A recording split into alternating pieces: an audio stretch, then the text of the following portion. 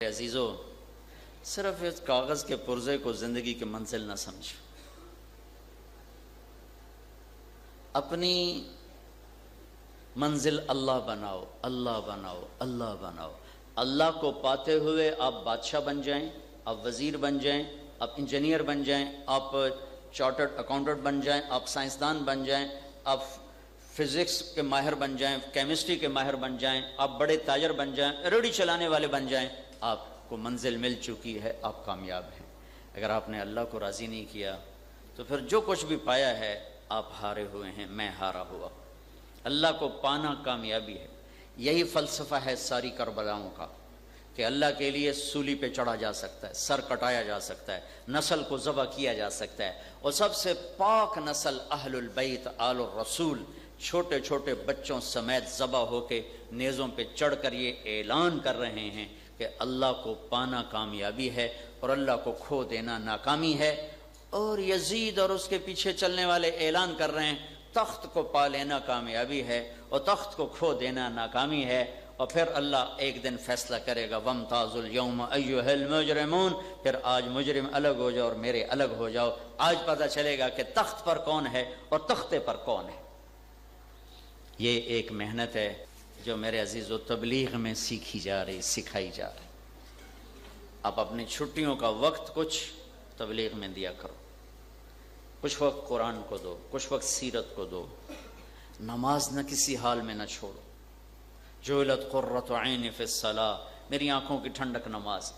میرے نبی دنیا میں تشریف لائے، آتے ہی جب آپ تشریف لائے نا دنیا میں، تو دائی نے آپ کو ماں کے پہلو میں لٹایا، ماں کے پہلو میں، یہ چھوٹا سا بچہ، تو آپ نے کروٹ بدلی اور فل سجدے میں سر پورا گھٹنے اٹھا لیے، ہاتھ ایسے رکھے، لمبا سجدہ کیا، پھر سر اٹھایا، چھاتی یوں تان کے اس ہاتھ پہ سہارا لیا اور سیدھے ہاتھ کو اٹھا کر شہادت کی انگلی کو ایسے اٹھایا تو سارے عالم میں روشنی پھیل گئی اور نور پھیل گیا۔ پھر آپ گرے اور وہی چھوٹا بچہ آتے ہی اعلان کیا کہ میں سجدے لے کر آیا ہوں، میں نماز لے کر آیا ہوں۔ اور جب آپ دنیا سے جا رہے تھے تو آپ نے کہا الصلاۃ الصلاۃ الصلاۃ، نماز نہ چھوڑنا، نماز نہ چھوڑنا، نماز نہ چھوڑنا۔ ساری امتوں کو 2 نمازیں ملی، فجر کی 2 رکعت، عصر کی 2 رکعت، ختم۔ ہمیں 5 ملی، اور عجب کہانی ہے، 5 نہیں ملی، 50 ملی۔ جب معراج پہ اللہ سے ملاقات ہوئی، 50۔ اللہ کے نبی پہ قربان جاؤں، آپ نے سوال ہی نہیں اٹھایا یا اللہ 50 پڑھیں گے کیسے ہیں؟ سوال تو اٹھتا تھا نا، یا اللہ 50 تو آپ دے رہے ہیں، پڑھیں گے کیسے؟ رضا برقضا، ٹھیک ہے یا اللہ حاضر۔ 50 لے کے چل پڑے۔ اللہ نے 5 دینی تھی، 50 سے کیوں شروع کیا؟ نماز کی صرف اہمیت بٹھانے کی، دینی 5 ہی تھی، 50 اہمیت، قیمت۔ اچھا، میں نے کسی کتاب میں نہیں پڑھا اس لیے میں یہ واضح کرتا ہوں، صرف میرا خیال ہے، خیال کہ لگتا ہے چھٹے آسمان پر اللہ تعالیٰ نے موسیٰ علیہ السلام کو خود ہی اشارہ کیا ہوگا کہ میرے نبی تو 50 لے کر جا رہے ہیں، انہیں واپس بھیجو، میں نے تھوڑی دینی ہے، 50 نہیں دینی۔ تو آگے موسیٰ علیہ السلام کھڑے تھے۔ جب آپ معراج پر گئے تو پہلے آسمان پہ ملے آدم علیہ السلام، دوسرے آسمان پر یحییٰ، زکریا، عیسیٰ علیہ السلام، تیسرے آسمان پر یوسف علیہ السلام، چوتھے آسمان پر ادریس علیہ السلام، 5ویں آسمان پر ہارون علیہ السلام، 6ٹھے آسمان پر موسیٰ علیہ السلام، اور 7ویں آسمان پر ابراہیم علیہ السلام، اور سدرۃ المنتہا پہ پہنچ کر جو کائنات کی باؤنڈری ہے، بارڈر، وہاں جبریل نے بھی ہاتھ جوڑے، جی آگے میرے پاس ویزا کوئی نہیں، آج کی زبان میں میرے پاس ویزا کوئی نہیں، اس سے آگے میں اتنا بھی گیا تو جل کے راکھ ہو جاؤں گا، اتنا جل کے راکھ ہو جاؤں گا، آگے آپ جانے، آپ کا رب جانے۔ آپ اس سے بھی اوپر گئے، پھر عرش کے اوپر گئے، پھر نور کے پردے ہٹے اور اللہ اور حبیب اللہ آمنے سامنے ہوئے، اور اللہ نے کہا السلام علیک ایھا النبی ورحمۃ اللہ وبرکاتہ۔ اب میرے بچوں مجھے بتاؤ، جس ہستی کی پرواہ ہو تم اسے آئیڈیل نہ بناؤ، اور یہ چور اچکوں کو آئیڈیل بناتے پھرو تو تم سے مجھ سے بڑا بیوقوف کوئی ہوگا؟ کسے آئیڈیل بنانا تھا؟ کسے بنائے پھرتے ہیں؟ کوئی ہے جس کی پرواز اللہ تک ہو؟ موسیٰ علیہ السلام جیسی ہستی نے ایک تجلی دیکھی تھی، وہ بھی پہاڑ پہ پڑی، پہاڑ ریت بن گیا اور موسیٰ علیہ السلام بے ہوش ہو کے گر گئے۔ کہا یا اللہ آئندہ سوال نہیں کروں گا، مجھے اپنا آپ دکھا۔ پردے بھی ہٹ گئے، اللہ بھی سامنے، حبیب اللہ بھی سامنے، باتیں ہو رہی، اور آپ کہہ رہے ہیں التحیات للہ والصلوات والطیبات، میرا رب میری بندگی تیرے لیے، میرا بول تیرے لیے، میرا جینا، میرا سب کچھ تیرے لیے ہے، اور اوپر سے جواب آ رہا ہے السلام علیک ایھا النبی ورحمۃ اللہ وبرکاتہ، اے میرے حبیب آپ کا رب آپ کو سلام پیش کرتا ہے۔ پھر آپ سلام کے جواب میں اپنی امت کو شامل کر رہے ہیں، قربان جائیں جنہوں نے وہاں بھی آپ کو نہ بھلایا، السلام علیکم وعلی عباد اللہ الصالحین، یا اللہ میرے اوپر بھی اور میری امت کے نیک لوگوں پر بھی تیرا سلام پہنچ۔ آئیڈیل تو یہ تھے، ہم نے کنہیں آئیڈیل بنا لیا۔ 50 نمازیں ملی، آگے موسیٰ علیہ السلام، یا رسول اللہ ملاقات کیسی رہی؟ 50 نمازیں کا توبہ توبہ کہیں پڑھنی ہے جو واپس جاؤ، واپس جاؤ۔ موسیٰ علیہ السلام نے واپس بھیجا۔ مجھے لگتا ہے کہ اللہ نے نہ کہیں کہا ہو، مجھے نہیں پتا، اس لیے میں پہلے کہہ دیتا ہوں، میں نے پڑھا کہیں نہیں، ایسے میرے دل کا خیال ہے، خیر واپس، یا اللہ کچھ کم ہو جائے تو اللہ کٹ شارٹ کر کے سیدھی 45 اڑا کے آپ کا سفر ختم کرتے۔ اللہ نے کہا اچھا 5 واپس، پھر 45 لے کے چل پڑے، پھر اشارہ ہوا ہوگا شاید، موسیٰ علیہ السلام پھر کھڑے تھے، جی کا 45 کا توبہ توبہ کہ پڑھنی ہے، واپس جاؤ، پھر 5، پھر واپس، اب کتنی 40، کوئی نہیں، واپس واپس، پھر آئے کتنی 35، یا رسول اللہ کوئی نہیں پڑے گا، چلیے مہربانی کیجئے واپس جائیے، پھر آئے کتنی 30، پھر واپس 25، پھر واپس 20، پھر واپس 15، پھر واپس 10، یہ اللہ 5 کیوں گھٹا رہا ہے؟ پہلے 5 کرتا یا پھر بعد میں 45 اڑاتا؟ میرے عزیزو صرف نماز کی عظمت بتانے، آپ کی پیپر میں تیاری نہیں ہوتی تو آپ پریشان بیٹھے ہوتے ہیں، نماز چھوڑ جائے کبھی پریشانی آئی کہ ہائے میری نماز گئی۔ امام حسین نے تو کربلا میں نماز نہ چھوڑی، آپ گپے مارتے ہوئے چھوڑ دیتے ہو۔ 5 رہ گئی، 9 دفعہ گئے، 9 5 45، 5 رہ گئے، آگے پھر موسیٰ علیہ السلام کھڑے تھے، جی یا رسول اللہ کیا ہوا؟ کہا 5، کہا کوئی نہیں پڑھیں گے، واپس جائیں۔ کہا موسیٰ اب مجھے شرم آتی، چونکہ 5 کٹ رہی ہیں، اگر میں اب گیا تو یہ 5 بھی چلا گیا تو پھر پیچھے کیا بچے گا، میں تو نہیں جاتا۔ تو اس پر موسیٰ علیہ السلام نے کہا میری امت پہ 2 فرض ہوئی تھی، انہوں نے وہ کوئی نہ پڑھی، ہمیں 5 نمازیں دی۔ پہلی امتوں کی نماز میں تلاوت نہیں تھی، صرف تسبیح تھی، ہماری نماز میں تلاوت ہے۔ اگر تھوڑا سا آپ کو قرآن سے مس ہو، تھوڑا سا، صرف ترجمہ ہی روز پڑھیں نا تو آپ کو قرآن پڑھنے میں مزہ آئے گا۔ ہم نے تو سارا قرآن اللہ کو واپس کر کے صرف قل ہو اللہ کا ٹھیکہ لے لیا، باقی تو رکھ، میں قل ہو اللہ پڑھنی 4 رکعتاں، 4 رکعتاں قل ہو اللہ، قل ہو اللہ، قل ہو اللہ، قل ہو اللہ، اور 4 سورتیں تو یاد کرو کہ ہر رکعت میں الگ الگ سورت پڑھ سکو، نہیں؟ حضرت عثمان رضی اللہ تعالیٰ عنہ جب امیر المومنین تھے، حرم میں داخل ہوئے، عشاء کی نماز ہو چکی ہے، جوتا ہاتھ میں تھا، وضو کے بعد جوتا ایسے رکھا، اللہ اکبر، نماز شروع کر دی۔ عبد الرحمن تیمی پاس بیٹھے ہوئے تھے، الف لام میم ذالک الکتاب لا ریب فیہ، یہاں سے تلاوت شروع کی، تو ان کو تجسس ہوا کہ دیکھو رکوع کہاں کرتے ہیں، تو جون تلاوت چلی، جون چلی، جا کے والناس پہ رکوع کیا، پورا قرآن پڑھ کے رکوع کیا۔ تو چلو آپ، ہم تو پڑھ بھی نہیں سکتے، پر 4-10 صورتیں آخری تو یاد کرو کہ آپ قرآن میں ان کا ترجمہ یاد کرو کہ میں اللہ سے کیا بات کر رہا ہوں، اللہ مجھے کیا کہہ رہا ہے۔ حضرت علی کا فرمان ہے جب میرا جی چاہتا ہے میں اللہ سے باتیں کروں تو میں نماز پڑھتا ہوں، اور جب میرا جی چاہتا ہے اللہ مجھ سے باتیں کرے، سن رہے ہو، اللہ مجھ سے بات کرے تو میں قرآن پڑھتا ہوں۔ حضرت علی کی نماز کیسی تھی؟ لڑائی میں تیر لگا، تیر پھنس گیا، نکالیں تو شدید درد ہو، تو زمانے میں یہ ایسا سسٹم تھا نا بھائی، وہ کیا اسے کہیں ٹیکہ لگا لو پھر تیر نکالو، ایسا تو تھا نہیں، انہوں نے کہا جی چھوڑ دو دیکھ لیں گے۔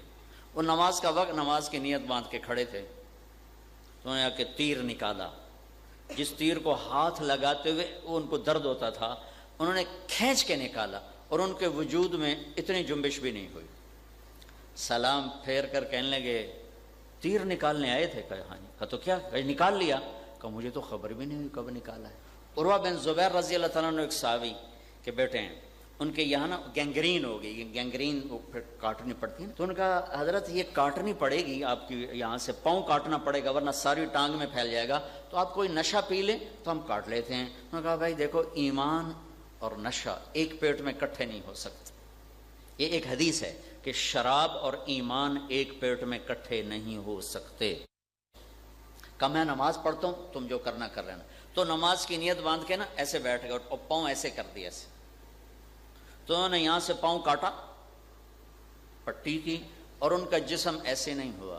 سلام پھیرنے کے بعد کہنے لگے کاٹ لیا؟ کہا جی، کہ مجھے کچھ پتہ نہیں چلا۔ کہا دکھاؤ تو صحیح، تو دکھایا، تو اس کو لے کر نہ یوں آسمان کی طرف بلند کر کے عرض کی یا اللہ تو گواہ ہے، میرا یہ پاؤں تیری نافرمانی میں ایسے بھی نہیں اٹھا، ایک دفعہ بھی نہیں اٹھا ہے۔ انسانیت میں ایمان کے بعد جو سب سے بڑی دولت ہے وہ یہ سجدہ ہے، جس سے کربلا میں بھی نہیں چھوڑا گیا، اور ظلم و ستم کی آخری تاریخ تھی اور مظلومیت کی آخری داستان تھی، اور نماز نہیں چھوڑی گئی۔ اور دوسری بنیاد روزہ ہے۔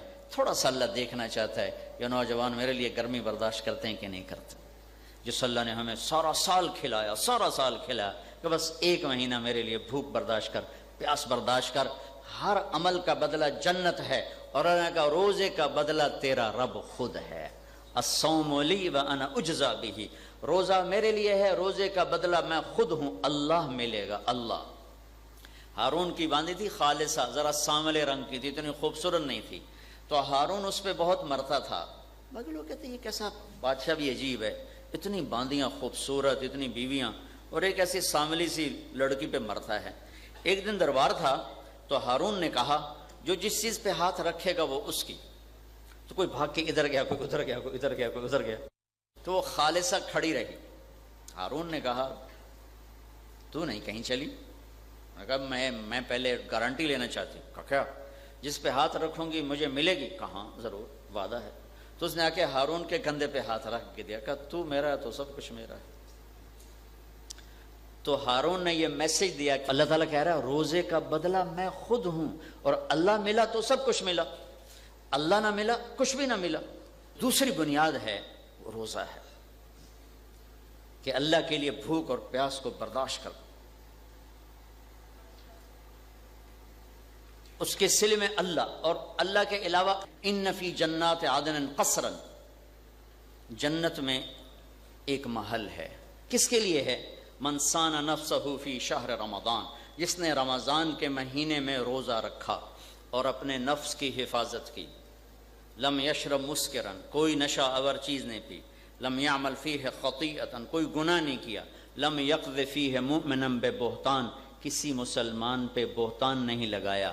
اس کے بدلے میں اللہ ایک محل دینے والا ہے۔ میرے نبی نے فرمایا اگر پوری دنیا اس کے ایک کونے میں رکھی جائے تو ایسے کھڑی ہو جائے گی جیسے ایک بکری زمین پہ کھڑی ہوتی، اتنا بڑا ایک محل دیا جائے گا، ایک۔ اور روزہ رکھنے والوں کے لیے الگ دروازہ ہے، اس کا نام ہے ریان، جس سے اللہ تعالیٰ صائمین کو بلائے گا کہ روزہ رکھنے والے ادھر سے آ جاؤ۔ تو دوسری ہماری بنیاد بچوں روزہ ہے۔ آپ جوان ہو، گرمی سے پیاس سے ڈر کے روزہ نہ چھوڑنا، روزہ نہ چھوڑنا، یہ اللہ کا ٹیسٹ ہے، روزہ نہ چھوڑنا۔